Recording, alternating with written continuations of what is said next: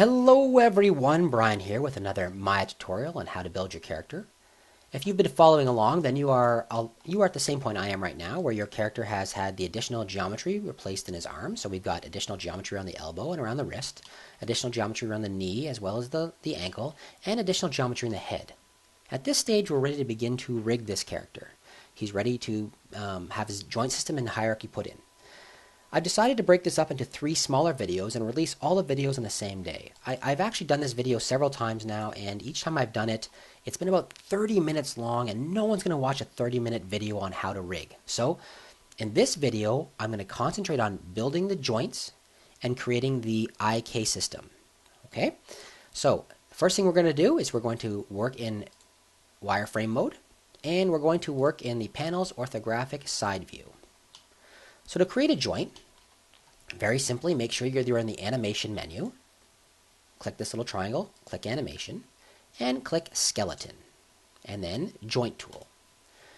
We want to add our first joint, the hip joint, somewhere up here in the body. We do not want to add it along the crease. That's actually a beginner mistake. A lot of beginners will add the joint somewhere along the crease between the leg and the body. We don't want to do that. If this was actually a more complicated character where we had a smooth skin that covered the entire thing, it would look very awkward. You'd get a very strange bend. What you actually want to do is add the hip joint somewhere up inside the body, right about here. So I'm going to actually add mine. I'm going to add mine right here. That's a good spot for it. The next joint is the knee joint, and it's going to be located in the additional geometry on the knee, somewhere out front like this. The third joint is going to be, again, in the additional geometry around the ankle, and it's going to be in line with the hip joint. So I'm going to add it right here like that. Next, we're going to add the ball joint, which is going to go here, and this is the location that the foot will bend around whenever the ball of your foot flexes. A toe joint is going to go here. And then using the up arrow key on your keyboard, I'm going to go up 1, 2, back to the ankle joint, and I'm going to add a heel somewhere around here like that. Great. With that finished, I'm going to go back to the top, the hip joint. I'm going to select it, and I'm going to rename these. I'm going to rename each one BN underscore hip underscore L. The BN stands for bind, which means I'm going to attach a skin to that joint.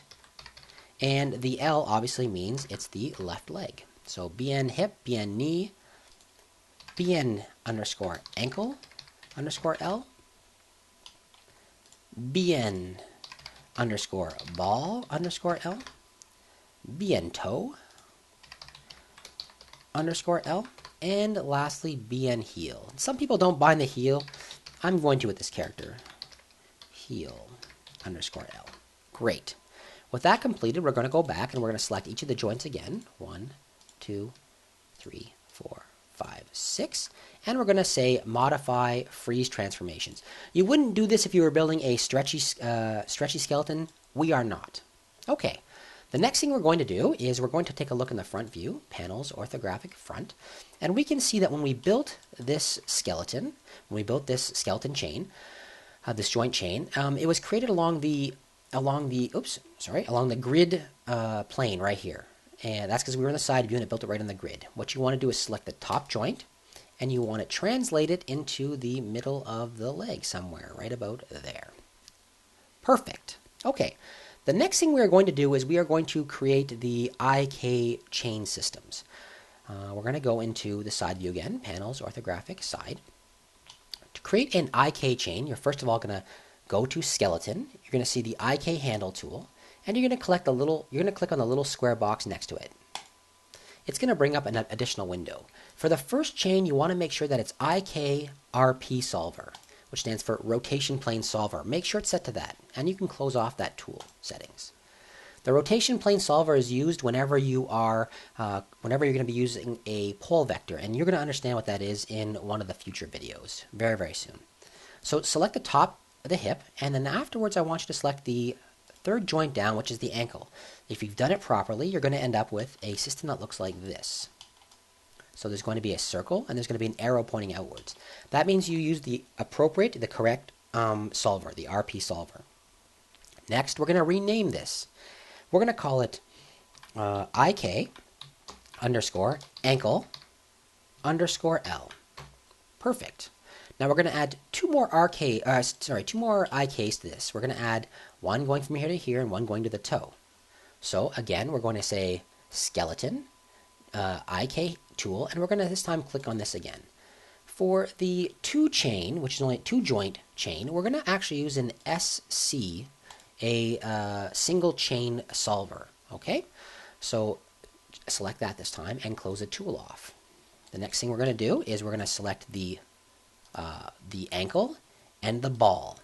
This time, as you can see, we did not actually get that circle.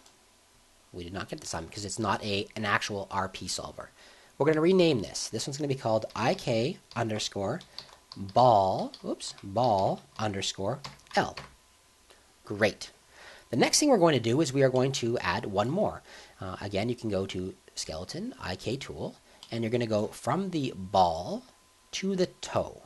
To the toe. And when you do so, again, you'll get another IK handle. And we're going to name this one here IK underscore toe underscore L. Okay, that is actually all we're going to need in order to create our IK system on this character.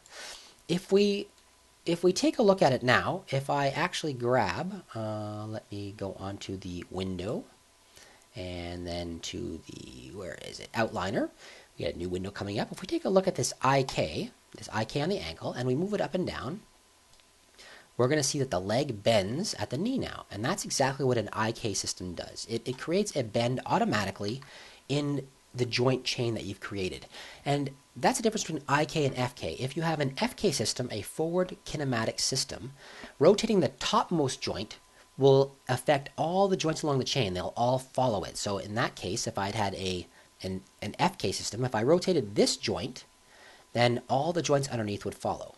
In an IK system, an inverse kinematic system, moving the bottommost joint causes the rest of the joints in the chain to follow. So I can move this leg around like this, and up and down. Okay? So, in this first video, we built a simple joint chain for the leg, and we added the IK system as well. In the next video, we're going to take a look at building a control structure for this system. And the third one, if it's necessary to do a third one, we will add additional attributes to the control system. Okay, everybody, I hope you enjoyed it. I hope that was easy to follow. Try it on your own, and then go on to the next video. All right, everybody, if you enjoyed it, please give me a thumbs up. If you want to, leave a comment and tell me what you liked or what you didn't like. If you prefer one long video, let me know. I'm doing it like this because I didn't think anyone would really want to watch a 30-minute video on rigging. So, with that said, if you want to, leave a comment, tell me what you think. And if you haven't already done so, make sure you subscribe. Otherwise, you're going to miss how to finish your character off. You're going to have a character with no skeleton. All right, everybody, have yourselves a great day. Talk to you soon.